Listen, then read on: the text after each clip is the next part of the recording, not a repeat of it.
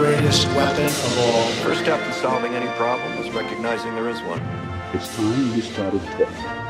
Pain isn't something we talk. All we can ever do for our heroes is remember them when they gave up two lives, the one they were living and the one they would have lived.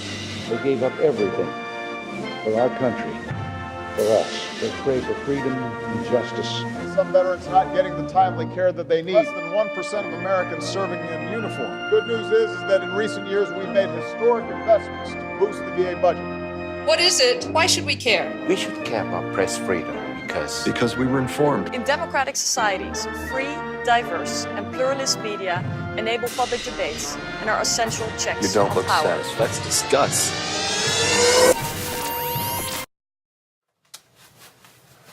What up, guys? How you guys doing? Back again. Episode 17. Today we're gonna talk about benefit of the doubt rule. Yeah. What does it mean? What kind of legal significance it has to you when your claim gets adjudicated? So, what is the benefit of the doubt rule? What is that, John? Benefit of doubt rule. When it comes to benefit of doubt doctrine, the statute is 38 USC 5107B. The statute says the VA shall consider all information and lay medical evidence of record and a case before the VA with respect to the benefits under the laws administered by the VA. When there is an approximate balance of positive and negative evidence regarding an issue, material to the determination of a matter, the VA shall give the benefit of doubt to the claimant or the veteran. Yeah, here also an important document is the Veteran Claims Assistance Act. It's a law that was passed in 2000 to improve the manner in which the VA assists veterans claiming benefits, and which also sets out some basic notice requirements for the VA.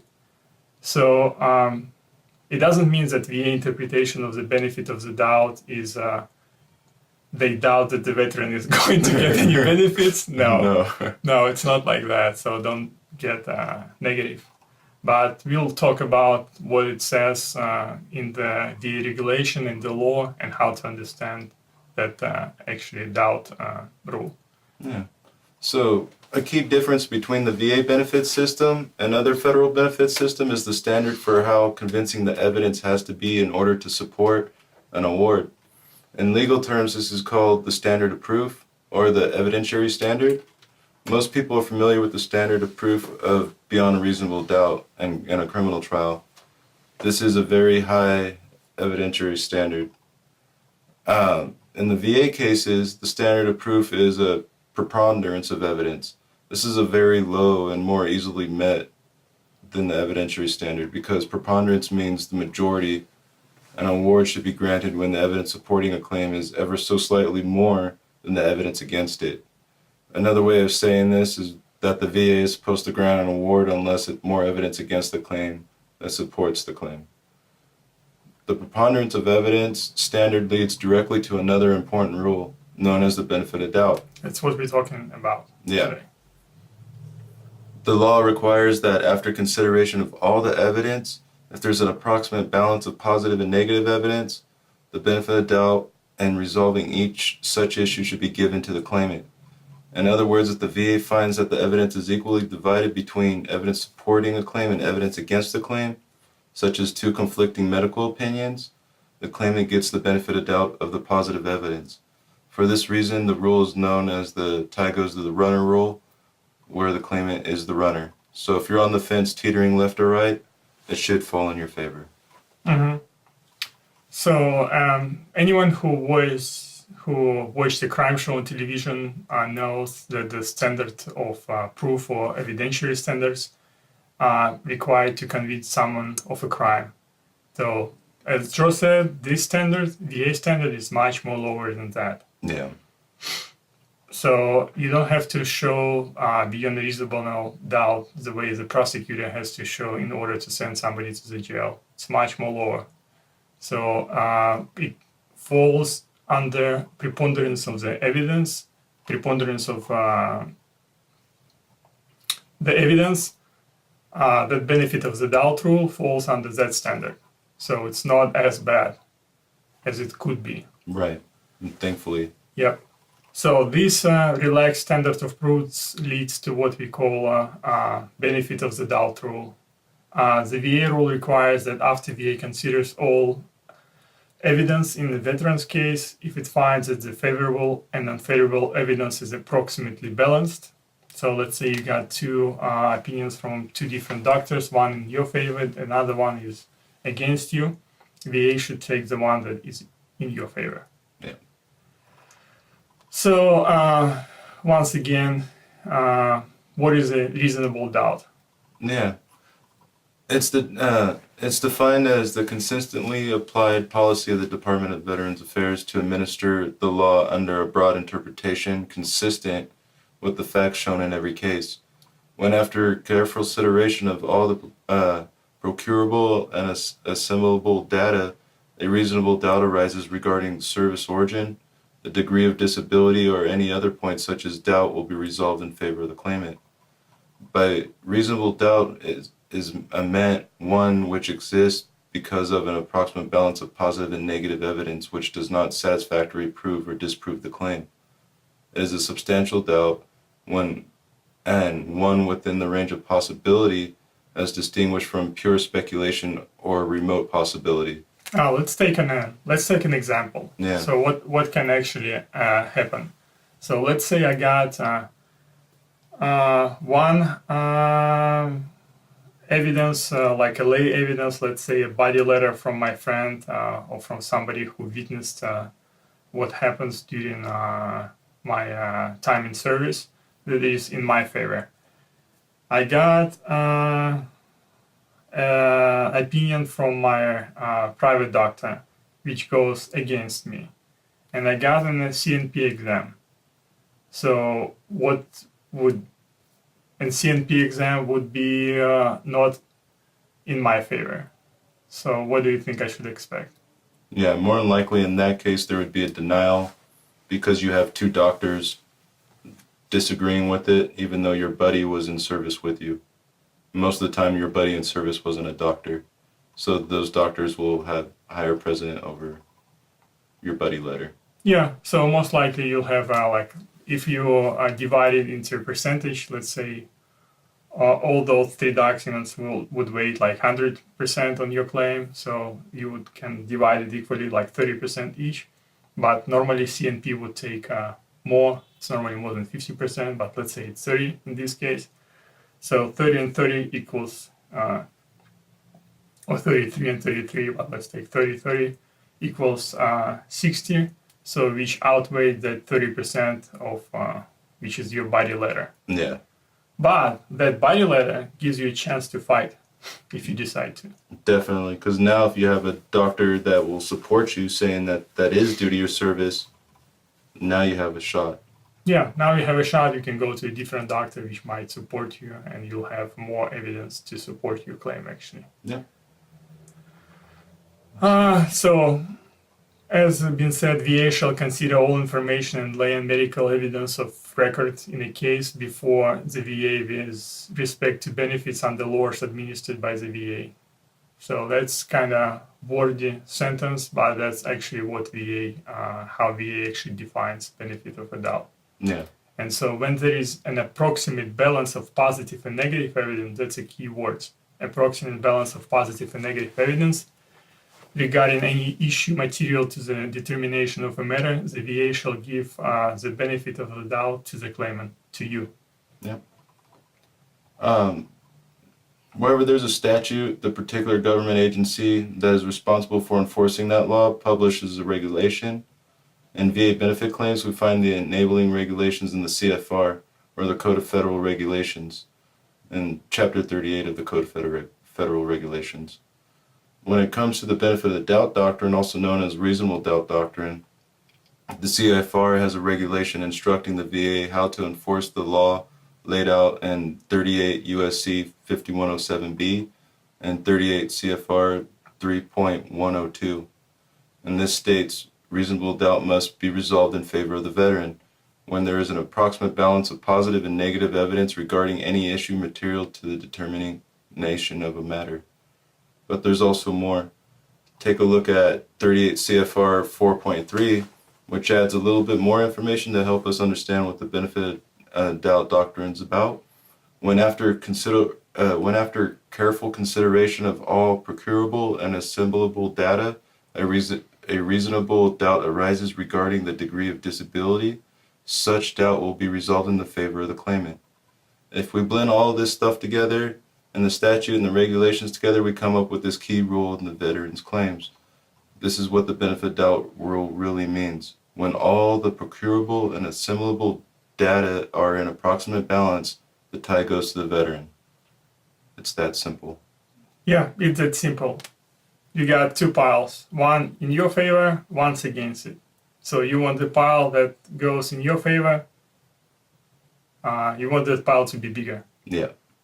That's so it. Build your evidence the best you can. Try to get any doctors to diagnose you and have it support your claim. Any buddy letters that may have witnessed how you got injured, and you should do all right.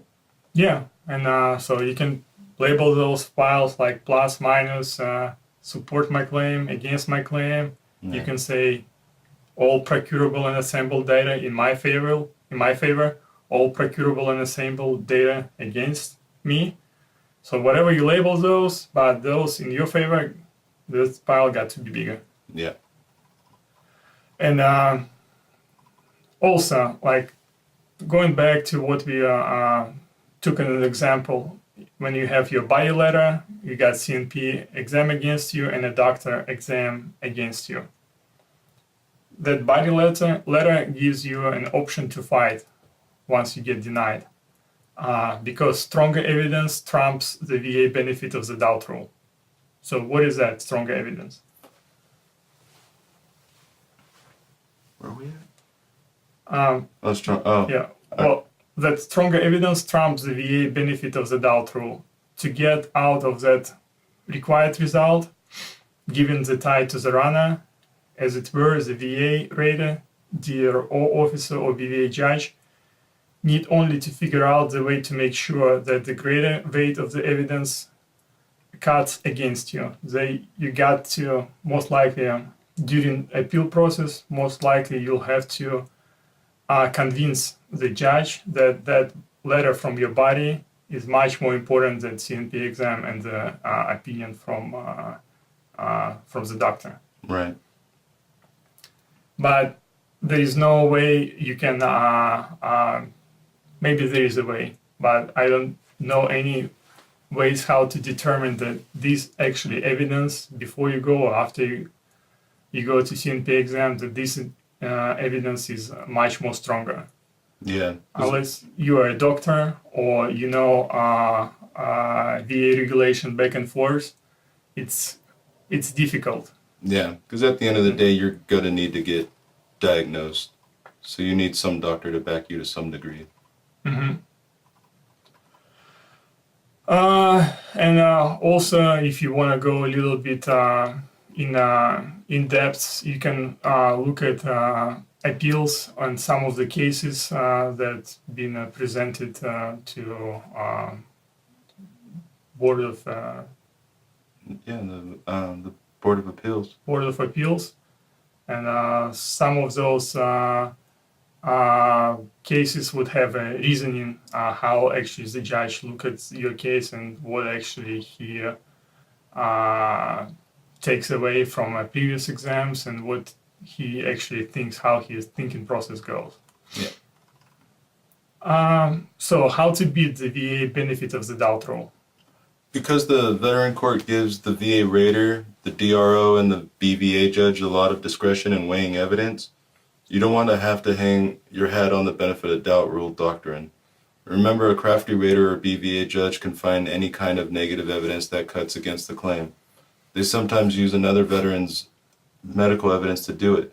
If there is no tie, then the benefit of rule doctrine doesn't apply. So how do you beat it? In basic words, lay evidence. Lay evidence has a lot of power. So it's our belief that the veteran should use the benefit of doubt rule as a last resort only if the veteran cannot procure or assemble any more evidence or data to support the claim. Here's the thing, there's always lay evidence to put in your claim. So, as Joe been saying, there is always lay evidence to put in your claim, and that lay evidence can be pretty much anything that supports you. Yeah. So just prepare as much as you can, gather lay evidence to support your claim. And the one thing that we want you to take away from this topic is prepare. Yeah. The more you do now, the better odds you're going to have to be successful the first time around and not have to go through the appeals. Yeah. Most likely, benefit of the doubt rule is helpful during appeal process. Definitely. And you don't want to go to 2, 3, or 5 years of wait time. Yeah. So deal with it now. Yeah, because let's say you won an appeal. So BVA judge found out that you actually you're entitled to get this benefit. So he sends his decision back to VA, but it doesn't mean that they cannot to remand like your initial claim. But it doesn't mean that they cannot find something else. Right. And you can go back and forth, VA judge, VA, BVA Board of Appeals, or VA judge, back and forth for years. So try to make sure that your claim is bulletproof, even though it's just a notion, it's never bulletproof. Try to support your claim as much as you can. Yeah, that's pretty much it for this topic. Do you have book, great movie or stuff to do that you would like to suggest? Yeah, I was thinking of a movie, Stir Crazy, with Richard Pryor and Gene Wilder. What is that about? It's a comedy with two of the greatest people in the world, but if you guys get a chance to see it, it's worth watching. Definitely to see those two guys together. Okay, and as always, in the end, quote or words of wisdom of the day. War is always a matter of doing evil in the hope that good may come of it. Sir Basil Liddell Hart. Yeah, and thank you guys for listening. Until next time, over and out.